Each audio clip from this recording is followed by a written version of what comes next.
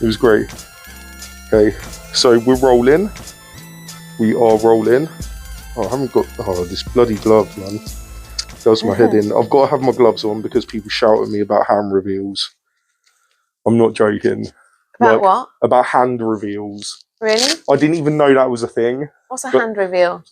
When I take my gloves off and people see my hands. So if I do a face reveal, like everybody's desperate for a face reveal. I'm never doing a face reveal, but when I accidentally do a hand reveal, people get super upset about it. It's actually stupid. Because like some people really care about like the whole anonymity thing. I don't know, it's crazy, right? Because I mean, like, obviously, I think it's super important for what I'm doing, but I didn't think that people would care that much about it because I thought that people would just be like, you know, whatever. Yeah. Like, I don't really care if I find out who he is, but some people are so diehard. Like, I have stalkers, and if I go to town, like, I have people try and follow me sometimes to my car. Yeah. Yeah, it's a good thing, like, you know, I'm fairly big, otherwise I'll be quite scared. Right, anyways, enough jibber jabbering. Hello. Thank you very much for joining me today, Michelle. Yeah, thanks for coming. On the Luton's Deadpool podcast. Hello, everybody. Hi. Nice to meet you. Nice to meet you. I'm really, really happy to be here. We're here at Reactiv8 in your new headquarters in Kempston. Yeah. So not quite Luton, but nearly. It's irrelevant because what these guys do, it sort of like it isn't just about this area. You do stuff all over Bedfordshire, right? We do. Pan Bedfordshire, Luton, Central Beds, Bedford Borough. Yeah, I've seen you guys all over the place. Yeah, you do stuff everywhere. It's awesome. So let's find out a little bit about you first, and then we can talk. Oh, well, how would you like to do? Do you want to talk about Reactiv8 first? Do you want to talk about you first? I'm really not. I'm Michelle. There you go. We're going with you. Let's go with me. In a nutshell, I trained as a teacher. Yep. Where are you from first? I'm from Bedford. You're from Bedford. Yeah. Cool. Trained as a PE teacher, went into teaching, had a passion for TV presenting, wanted to present. Oh, interesting. Did some TV work, some film work, wanted to be a TV presenter on Top Gear. Cars. No way. My passion. Yeah. Really? Yeah. Oh man, I love Top Gear. I used to love Top Gear. Yeah, it's awesome. That was my dream job. That was after I graduated. And then I actually got in touch with the presenter, or actually the producer, John Bentley at the time. And he got me, I got to write 3 articles for Top Gear. No way. And they used one of them, which I didn't even know. So you just kind of... They just don't even tell you. I suppose it's exploitation, really, at a young age. And they just use my material. Cheap labour because you're quite desperate. Yeah. It's so true, though. Like, I'm looking at making some stuff at the moment, and I'm fully looking for students to just give me some cheap free labour. My budget's so small. No, but that's amazing. That's amazing that you got to write something for them. And like, so, where does your passion for cars come from? I just love cars, racing, cars. I was a bit of a tomboy as a young kid. Yeah. Loved racing, loved sports, loved cars. I still love cars. Do you do any racing yourself? I love go-karting. Yeah, I do love go-karting. I bet you're good as well. And when we I am good. And when we take the clients, and we do take them go-karting for a team build or whatever, I'm very competitive. I can actually see it. I actually always come really. first. Sorry, we've got a man behind the camera. Do you want to introduce yourself quickly? Well, my name is Conroy, so I kind of work with Reactiv8. Yeah, he do lots of things. He wears many hats. Oh, he's the jack of all trades, from what I've heard. I can't reveal my face. Anonymous.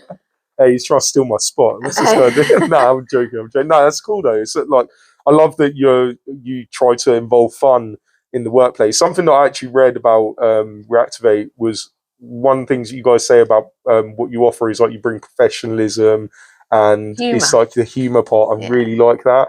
I think that that's something that we lose often when we think about things that are quite serious, like when it comes to like charitable sort of efforts or when you're helping communities and stuff. It's like you have to be super, super serious about it. But I find that when you do something with a smile and with a bit of laughter and a bit of silliness, often engages people more and people want to help more. And the people that you're probably serving, when they see that, they probably trust you a bit more with what it is that you guys do. But anyway, we're going to go to Reactiv8 in a bit. Yeah.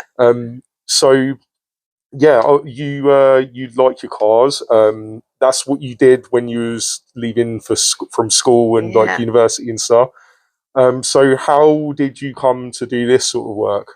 So as a teacher, I was in teaching for 16 years. I worked my way up, became an assistant head in a secondary school in Bedford, and I was responsible for behaviour, attendance, exclusion, safeguarding, transfer to sixth form, from sixth form to university, middle school to upper school transfers. It was a big job. It was a huge job. In fact, I had no work-life balance. I was at my desk from 8 in the morning till 8 at night. I was the last one to leave. And I saw too many kids drop out of the education system, square peg round hole. And I wanted to do something for those where school wasn't the right place for them. So I asked the head if I could go part-time. He reluctantly let me go 3 days a week. And to be honest, I just enjoyed getting my life back and my work life back in balance. And I based myself in a pub in Bedford, drank lots of coffee, went to lots of networking events, meeting lots of people, and pretended I had a business. And that was back in 2011. Fake it till you make it. But the vision was always to set up as an alternative education provision for people where kids, the mainstream's not right for them. I did help the odd kid around Bedford Borough. And then I met a guy from Luton. I don't want to mention any names, but the name of the company, I won't even mention that, began with an A. The A, you'll learn, stands for something else. Oh, okay. Little old me was Reactiv8 and another company in Bedford beginning with M. And we created the ARM Foundation. So it was a company that amalgamated 3 of us. I remortgaged my flat at the time, took 20 grand out to invest into the company. And I decided to hand my notice in May 2013 to leave by end of August. So September 2013, I was starting this brand new partnership with the A, the R, the M. September 2013 came. Little did I know he was a fraudster. Been in and out of prison. My 20 grand was a drop in the ocean when you added up everybody who'd invested. It came to over £500,000. Oh my gosh. Action Fraud closed the case down. No one got their money back. And so September 2013, I was now jobless because I didn't have the job I thought I was going to. I'd lost 20 grand. I thought, oh my God, I've got to make Reactiv8 a business. And I started writing bids, left, right and centre. And then October the 19th that year, 6 weeks in, I tragically lost my brother. Oh, I'm so sorry to hear that. In the space of 6 weeks, it was kind of like those 3 things, big things had happened to me. And the principles behind what Reactiv8 is all about and the mindset empowerment program is what I was teaching and delivering and what I firmly believe in and live by helped me get through those tough times. And yeah, who'd have thought I'd done another partnership with a military company in the north of England. And going back to Luton, where it kind of all went horribly wrong, it was thanks to Luton Borough Council that put Reactiv8 on the map because we won a large contract through European social funding, working with 19 to 29-year-olds at risk of gang culture and lawlessness. And there was a lot of postcode wars going on in Luton at the time. There was Marsh Farm and Hockwell Ring, a lot of murders, shootings. And that's when Conroy came into the business as well. So I've revealed his name, Conroy behind the camera. And we used to go into Marsh Farm, Hockwell Ring late at night, recruiting what we thought were 19 to 29-year-olds who were unemployed. We'd just say, you unemployed? Do you want to get back into employment? And we took people off the streets and they trusted us. They thought we were undercover cops. You're the undercover feds. And we're like, we're not. It's just Reactiv8. We want to help make a difference. And then slowly we won their trust over, changed people's lives, got people back into employment, education and training, and exceeded our targets on that programme. And from there, it morphed into working with job centres, long-term unemployed, going into prisons, working with ex-offenders, having contracts with probation, and as well as our alternative education stuff that was our bread and butter stuff, we're still working with kids in school. Then, in addition to that, I'm getting prompted, aren't I? Is the corporate side, the corporate training. Yeah. So, which is not a new thing, but it's something we want to, our passion is helping people, changing people's lives, whether that's ex-offenders, whether it's blue chip companies, helping maximize teams, getting the most out of teams, how to be more productive, how to generate more sales, how to, whatever the company's needs are, we've got a solution behind that. Yeah. And so COVID hit, which meant schools closed, prisons closed, that kind of the business stopped. But in the background, as I was delivering this kind of work, I was thinking, how can you help people realize their goals and dreams when they've not got a roof over their head, when they've not got clothes on their back, food on the table? So it was always a vision of mine to have a complete wraparound support service. So we'd already put the balls in motion with Bedford Borough Council pre-COVID. And when COVID hit, it made us launch and focus our supported accommodation arm. So we provided accommodation for those who were homeless, facing drug and alcohol issues, those fleeing domestic abuse. And, you know, back when we first started in 2020, the Police Crime Commissioner supported us with a domestic abuse arm, and that's how we started doing supported accommodation for domestic abuse. That funding was for a very short period of time. I think it was to set up and fund our first 3 houses. We've now got over, you know, 50 people housed. Oh wow! Since, so it's sustained itself, and we've kept that going. That's really good. So that's what COVID did for us. So COVID was really a blessing to enable us to focus and expand the business in that way. And then the corporate training is something we've really grasped this year as a focus to, you know, help blue chip companies, help corporate companies, organisations achieve their vision, missions, and their values. Wow. So we do a lot. That is a lot. That is a hell of a lot. That's it in a nutshell. Oh my gosh, that's incredible. Do you know what? I've just realised something as well. What's that? Don't worry, everything's working. I've just realised I need to check something. Okay, cool. We should be okay. We should be okay. Okay, so you see where it says on there, the 47? Mm-hmm. Just give me a little prompt at about 45. Yeah? What does that mean? Because I've forgotten to delete my last video. I just, like, as you were talking, it snapped into my brain, and I was like, oh no, what if it comes? Because let me explain, right? We'll explain on the podcast script, why not? So I have multiple technical problems go wrong with this podcast. And it's happened over time. As you can see by the tape on my tripod, that was where it fell over in the middle of the podcast. On some of them, the microphone just stopped working and then cuts the video off. Okay.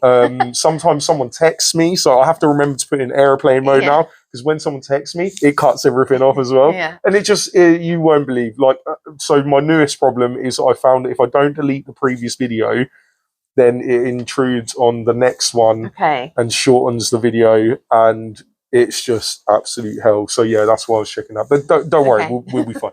As long as our main man Conroy has got his eyes on the screen, we'll be good. So enough about me and my stupidity. Can I ask you a question? Yeah, sure. Yeah, go for it. Why Deadpool? Why Deadpool? That's a very good question. Nobody's asked me that, really. Never. People ask me, like, why did I start doing it? But they never say, like, why specifically Deadpool. Mm-hmm. What is it about that character? Honestly, you don't know. No, I do. So for years and years, I've like done cosplay, like going to Comic Cons and stuff. I'm a major nerd. Like, I love my gaming, I love my comic books, I love graphic novels, I love cosplay, I love just like anything that's nerdy, like, and that I can sink my teeth into. You know, that's my thing. And for years and years and years, I've been going to Comic Cons, and every time I see a Deadpool suit, I'm like, that is by far the coolest out of all of the superhero costumes. So I always wanted to have a Deadpool suit anyway. So I'd started making one myself before I became like the character in Luton. But then the more that I thought about when I was like deciding on who I wanted to be when I was going to go and raise money, I wanted to like sort of encapsulate something that really like projects up what the town is, right? What Luton town sort of represents. And Luton town could not be more Deadpool than any other place in the world. It's the one town that I've been to where it is ludicrous and so silly. Like, you can see some of the craziest things in the world happening in Luton, but also some of the most beautiful. And that's kind of what Deadpool's about. Like, he's, you know, he's a bit all over the place. And that's sort of why I felt like it perfectly encaptures like what Luton is and what I want it to be as well. I want Luton to become more silly. I want it to be a place where we can just have fun, and just take the mick. Like, because a lot of the time, what I see in culture nowadays is that a lot of fun has gone out of things. Like, I cannot remember the last good comedy film. Do you know what I'm saying? Yeah. Like, there used to be a time when, like, year after year after year, you get banger after banger after banger of comedy films, and then I don't know what happened. It just kind of stopped, and nothing's like as funny anymore. I don't know if I'm just getting old. Do you know, like, you get people who just get old, they start shouting at kids from their doorstep. Yeah, stop playing with the balls outside my house, young man. Do you know what I mean? Like, You're making too much noise. Yeah, exactly. Like, I don't know if I've just become that, or if like things have genuinely got worse when it comes to comedy. But I felt like, you know, I walk around Luton my whole life. I've lived there my whole life, and people just look depressed. Do you know what I mean?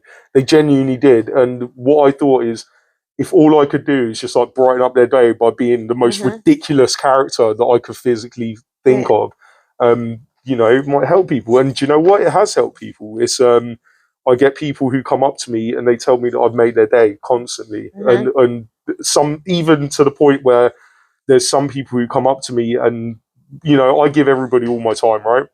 If somebody says to me, "Oh, can," like, they'll come up to me and they'll just start talking to me, I don't ever think I need to get a way out of this conversation. I just let them talk, right? And the main reason why I do that is because you just don't know what's going on for somebody else, right? So there's this one guy who, I won't say his name or anything because he asked me not to. He said he doesn't mind me telling the story, but he just doesn't want me saying his name. So I was in town. This was, when was it? It was over the May half term, right? I was in Luton Town Centre with my bucket. For all of you that don't know, I stand in Town Centre raising for Keach, and I just shake my butt for people, basically. Why Keach? I shake my butt for change. Oh, sorry, Mum. Why Keach? Keach is awesome. I'll do Keach. I'll tell you about Keach afterwards. But so yeah, I was doing that, and this guy comes up to me, Eastern European guy, you know, looked kind of disheveled in his appearance and like the way he was walking and stuff. And then he saw me and he just had the biggest smile on his face, right? So he came over to me, we started talking. He was telling me about his situation. He's got, like, you know, no money, no job. He really struggles for food, and he's just got no family over here, no friends. So, you know, we was talking about his situation, and then he went on his way, and I didn't really think any more of it until the next time when I saw him, and he told me that before he saw me, he was on his way to kill himself. Wow. Yeah, and then he said when he saw me and I gave him the time and I made him laugh, it made him think that there was more that he could do. Because I told him my story and what I was doing, and he thought, well, maybe, you know, I could not feel so bad about my situation, start maybe using my pain to do good stuff for other people. Because that's saved a life that day. Yeah, multiple times now as well. I've literally saved a life as well. I'd stopped a girl getting run over in the suit. It was crazy. It was actually crazy. I literally, like, you know, like movie scene, a car is coming and there's like, come in slow motion. I literally grabbed her. My heel got hit by the car. It was like so close, man. But you know, so I've been in like perfect sort of situations to help people, and it's just by going out there and doing it. So yeah, that's kind of like the why I do the thing I do. Why Keach specifically? So for me growing up, I had like a really, really rough time as a kid. You know, I won't go into it, but it's quite traumatic and stuff.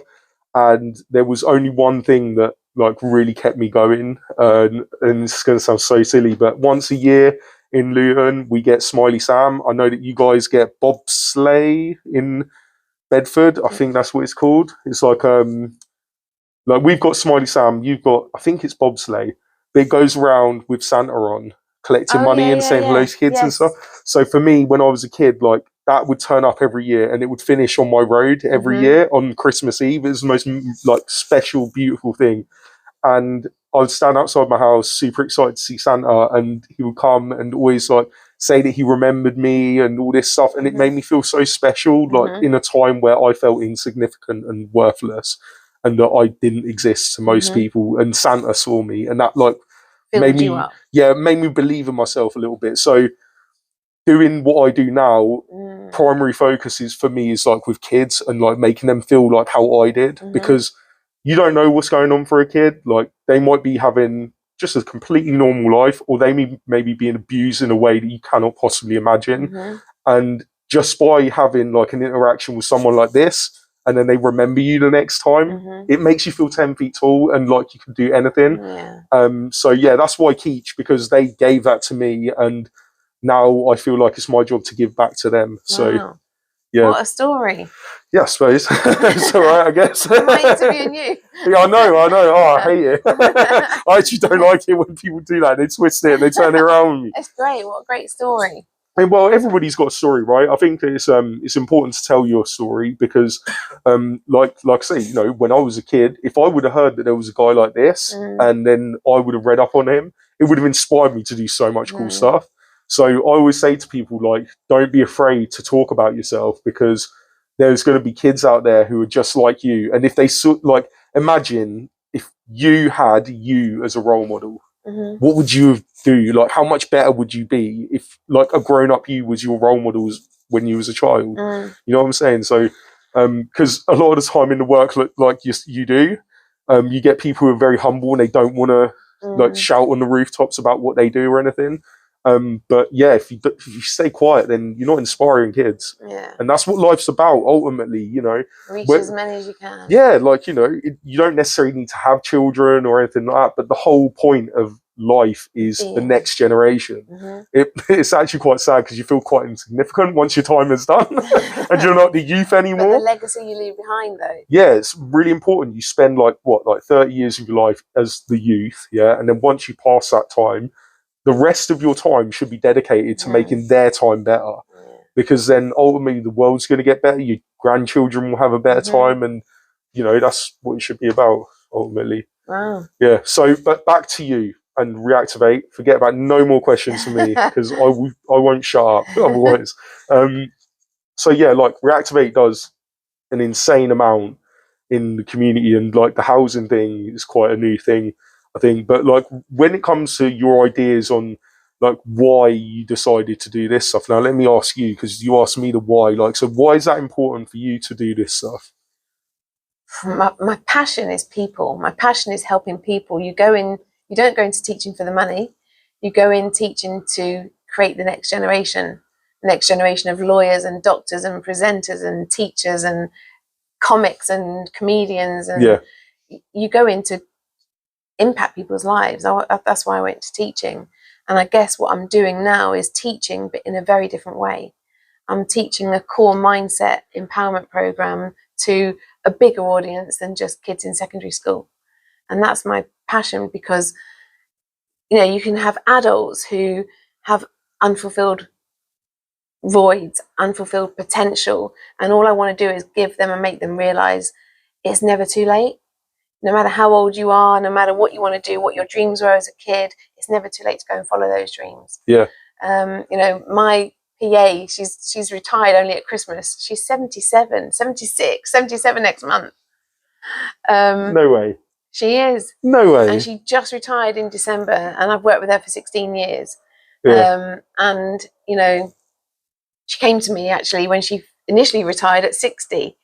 And I've been blessed to have the last 16 years with her.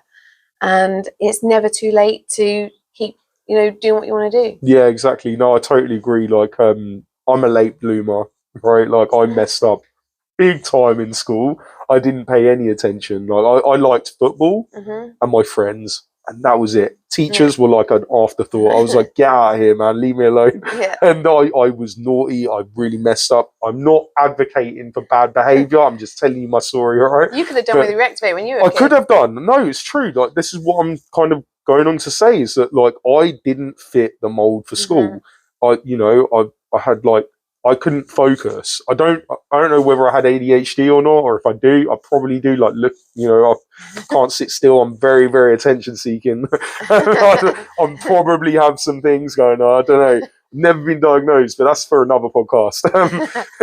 But yeah, like I didn't fit the mold at all. I just like, if you would have come to me and taught me about engineering when I was in school, right, I would have lapped that up. I didn't know it at the time, but I love building things. I love like that kind of level of focus on things, but there's nothing like that in school. You get like design technology, and you're in a class for like maybe 3 or 4 months doing something, and then you moved on to something else. So whatever you may have enjoyed in that like little lesson, it's gone. But you go from woodwork to cake making or whatever. Do you know what I mean? It's just so dissimilar. Like, you're not going to capture a kid's attention in that short time frame. So yeah, what Reactiv8 do is kind of exactly like what I would have needed Yeah. for myself at school. So it's brilliant that you guys are doing what you're doing. Yes, that's right. Passion. Just want to help as many people. That's it. Yeah, exactly. I always think of something that Einstein said. I think it's Einstein. I need to stop quoting this without researching if it's true, because I keep saying on the podcast as well, I keep saying this is an Einstein quote and I don't actually know. But it's a quote from somebody anyway, so shut up, leave me alone. It's basically that you wouldn't, so if you had a goldfish, yeah, and it's swimming around, you'd say it's a good swimmer, right? And it's pretty good at swimming.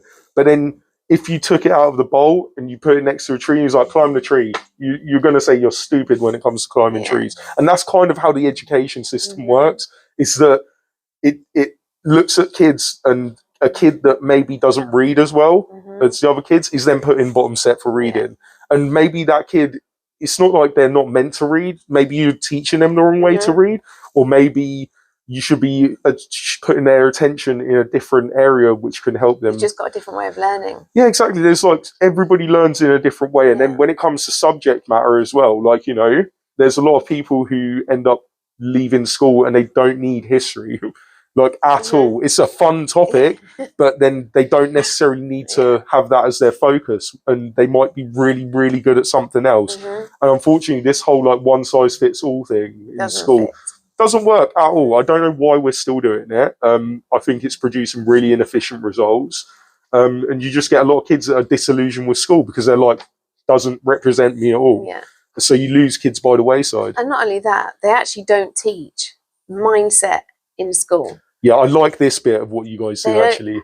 You know, everything we deliver is really fundamentally the law of attraction. Okay. Do you know what that is? I've heard of law of attraction. Is it about magnets? No, I'm joking. Well, in a similar way, magnets attract like, don't they? Like attracts like. Yeah. And really, the law of attraction is all about your thoughts, because when you master your thoughts, you master your world. Yeah. When you master your mind, you master your world. And people, if this was just taught in schools, the world would be a different place. And it prompted me to write my first book. Well, the first. Oh, look at this! This is my first book plug that's ever happened. This is amazing. So this is how to use your thoughts to get what you want. Oh, awesome! And you can have anything you want in this world. Yeah, it's there. Read a chapter. Read a chapter. Read an entire chapter. You know what it is. You'll get bored. No, can we do can we do a bit? Yeah, I will as well. You won't actually, because it's so inspiring. Is it really good? Like, yeah. I want a copy. So I'm going to give you a copy. I'm Really? going to sign you a copy. You're going to sign me a copy? Today. Oh, this is amazing. So, this is turned into the best way. This is going to be, did you ever have Mr. Men books as you were younger? Yeah. So you know the Mr. Men collection? Yeah. This is going to be like the Create the Life You Deserve collection. Oh. And this is just number one of many of a series of quick 15-minute bedtime reads. This will only take 15 minutes, 20 minutes max to read the whole lot. Oh. And this is so cool. This is such a good idea. Create with the number 8, the life you deserve kind of range. So how to use your thoughts to get what you want. There'll be one on positive self-talk and affirmations, one on goal setting, one on coming out your comfort zone. Yeah. So there'll be a whole range of topics. But this one is really, because have you ever thought of something and then it happened? Yep, totally. I believe in the whole, like, my daughter loves this as well. She's so about this at the moment.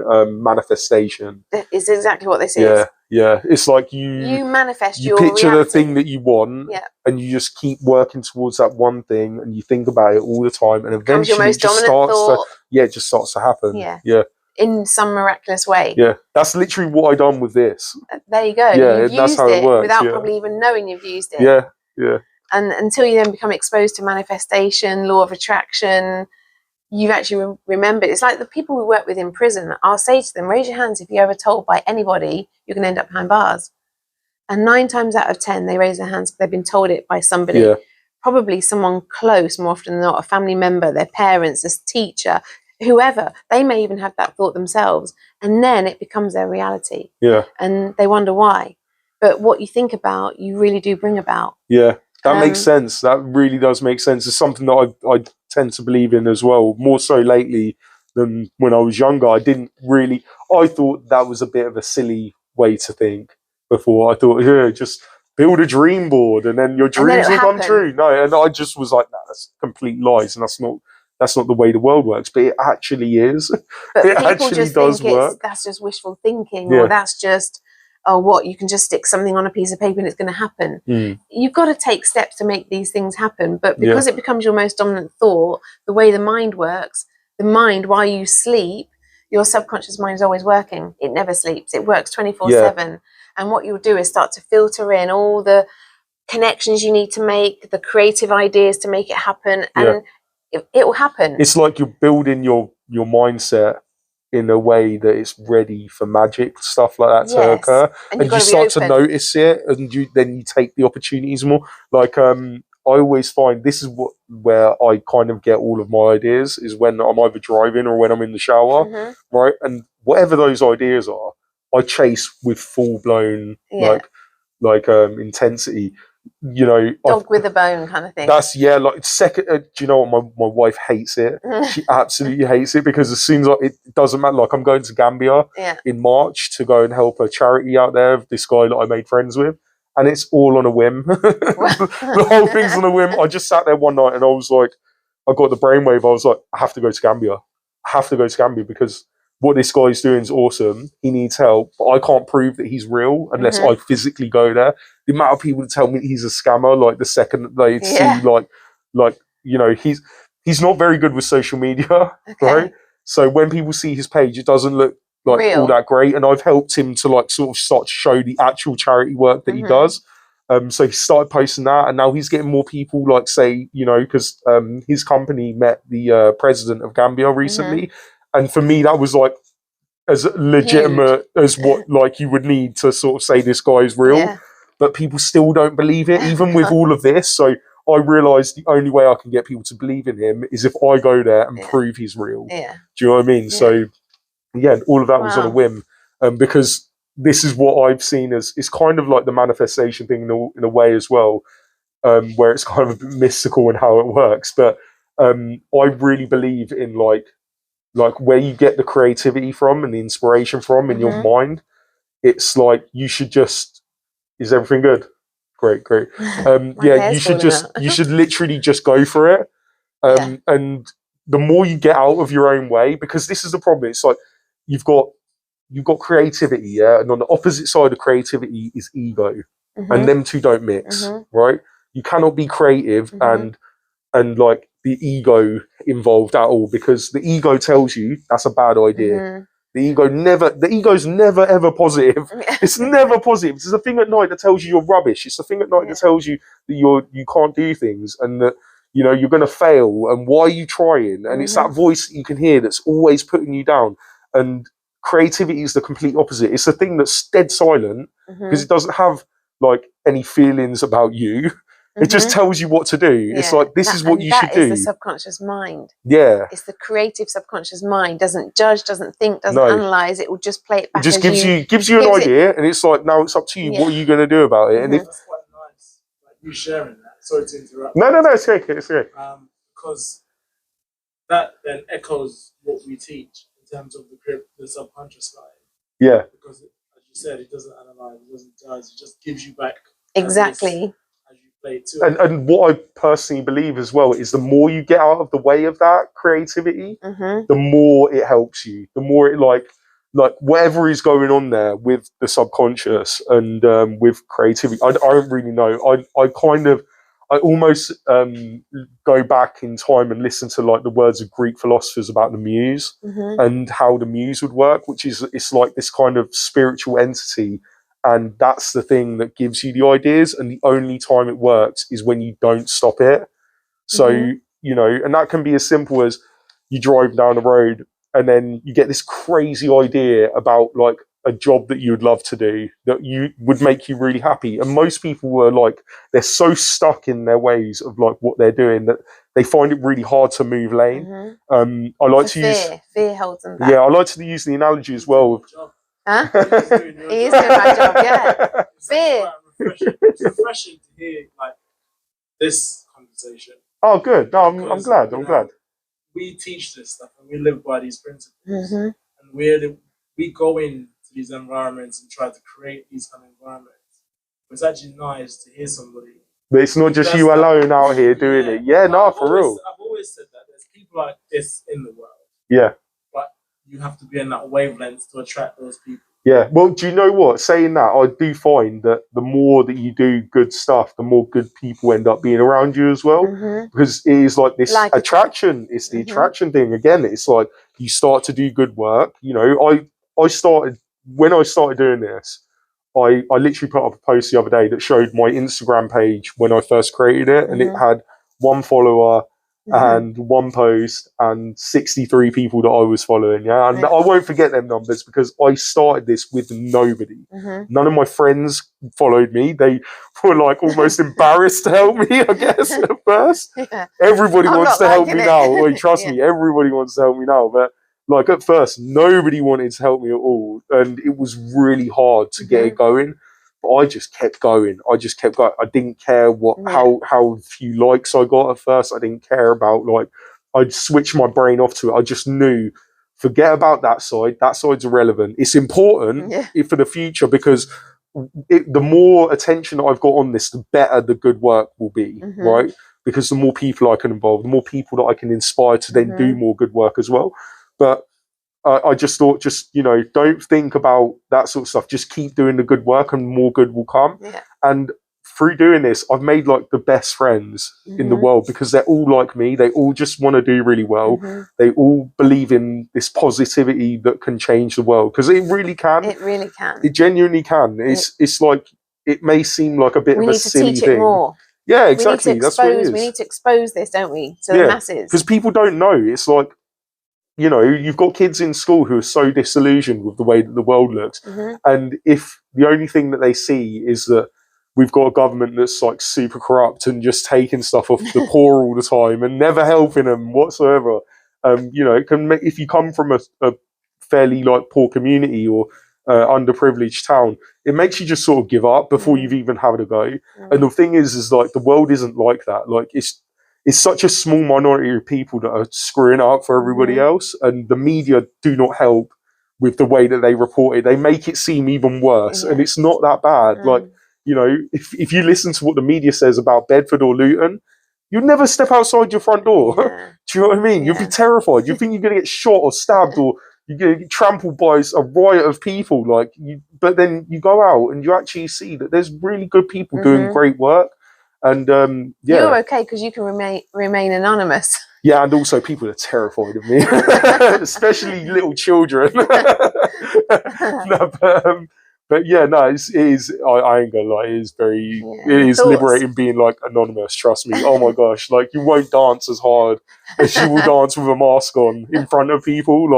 Like, you know, that's actually like a really cool thing. I would recommend that everybody gets a full face mask and goes out and does weird stuff.